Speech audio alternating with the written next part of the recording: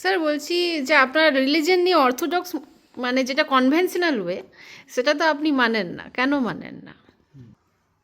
Religion is made by man, for the development of mankind, and religion সবাইকে নিয়ে চলতে পারে, তাহলেই পৃথিবীতে স্বর্গের উৎপত্তি হবে। The ideal of religion is to find heaven upon আর্থ।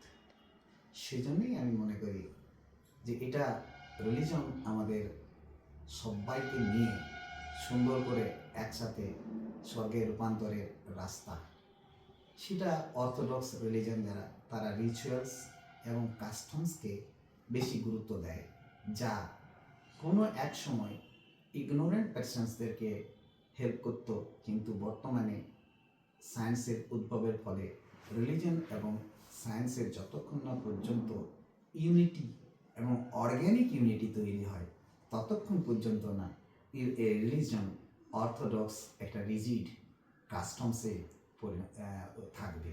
স্বাভাবিকভাবে আমি মনে করি যে religion at this moment cannot transcend our soul unless we include science and scientific temperament into the religion. সেই জন্যই আমার মনে হয় এর মধ্যে কিছু খামতি থেকে গেছে।